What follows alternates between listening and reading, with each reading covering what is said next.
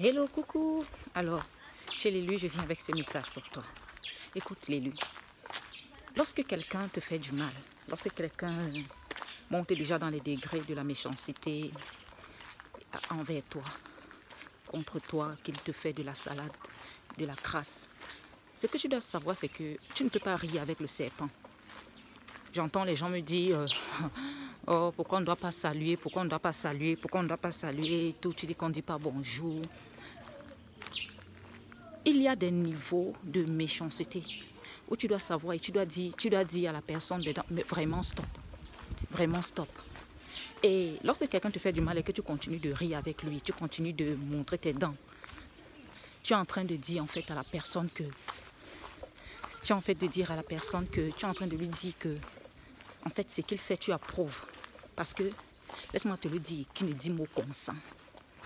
Et quand tu ne montres pas ton mécontentement face à ce qu'on est en train de te faire, ce que tu es en train de consentir toi-même au mal qu'on est en train de t'infliger.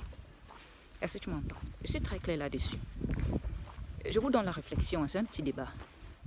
Ce que tu es en train de consentir. L'exemple est simple. Lorsque tu étais avec ce pervers narcissique, lorsque tu étais avec ce maître des ténèbres, cet ingénieur dans le mal, tu t'es rendu compte que c'est parce que tu ne partais pas qu'ils l'ont monté en degré. À chaque fois qu'il vient avec une salade, lorsque tu restes, c'est pour lui dire j'accepte et j'approuve ce que tu me fais. J'accepte que je suis ta poubelle. Et tu as vu qu'au fur et à mesure que tu restais, il augmentait dans le mal. Oui.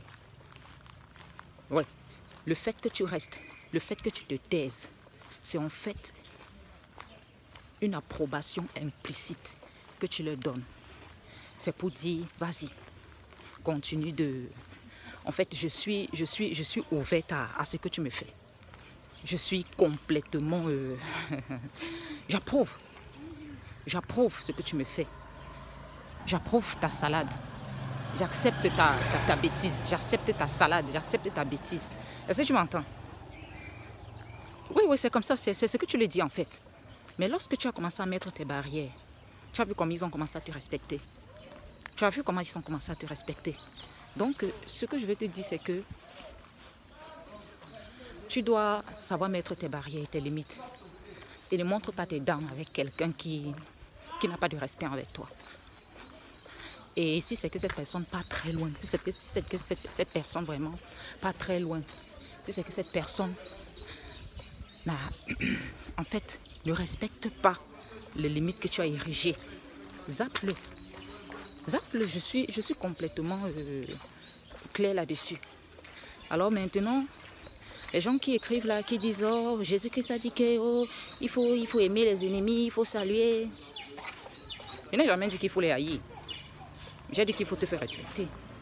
Et quand quelqu'un raconte ça, soit c'est un enfant de lumière qui est encore dans la codépendance affective, dans la codépendance émotionnelle, qui est encore l'esclave de ses bourreaux. Soit c'est un pervers narcissique qui écrit ça pour amener les élus à demeurer des proies bien dociles et à être toujours des mangeoires et des proies. Donc moi, c'est à vous de voir. Hein. C'est à vous de voir. C'est à vous de voir. Je suis très claire. Je parle ouvertement. Je ne suis pas cachée. Je ne suis pas cachée. Mais ce que je dis, c'est la vérité. C'est la pure vérité. Je ne vous demande pas de les haïr. Mais si c'est que tu ne sais pas mettre des limites pour toi-même, si c'est que tu ne t'aimes pas, tu peux mentir à qui? À qui peux-tu aimer? Parce que tu ne sais même pas si tu t'aimes. Parce que tu ne t'aimes même pas. Le Seigneur Jésus-Christ ne peut rien faire pour toi lui-même. Parce qu'il dit, bon, celui-ci, il ne s'aime pas, il ne sait même pas ce qu'il veut sur cette terre. Pourtant, j'ai tout donné, je suis mort, j'ai tout donné, il a l'autorité, mais il ne jouit pas de cette autorité-là. Alors qu'est-ce que je peux faire? L'ennemi va toujours continuer à... L'ennemi va toujours continuer à te mettre sous l'esclavage. Tu seras toujours en esclavage toute ta vie. Toute ta vie, tu vas faire les désirata des hommes. Toute ta vie, tu seras la mangeoire. Toute ta vie, tu seras la serpillère, l'essuie-pied. Toute ta vie, tu vas marcher le dos courbé.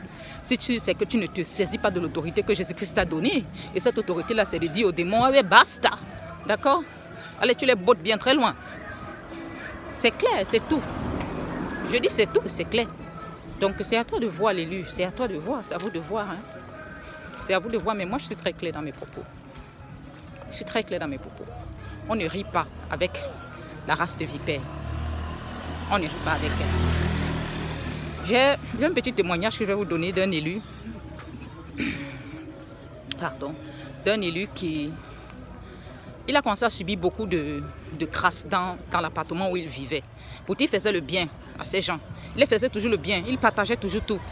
Mais ces gens ont commencé à voler ces choses. Ils sèchent quelque chose, on vole. Il fait quelque chose. Donc, il lui faisait beaucoup de mal. Et la personne qui faisait ça venait rire avec lui à chaque fois. Lui dit bonjour le grand matin.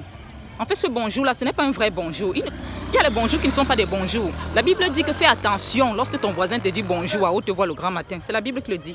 Ouais, dans les proverbes. Fais attention. Alors il venait tout le temps dire bonjour, bonjour, bonjour. Un jour, il a compris que c'était en fait une moquerie. Ouais. Donc quand ils te font du mal comme ça, ils se disent que tu ne vois pas. Ils se disent que tu ne sais pas.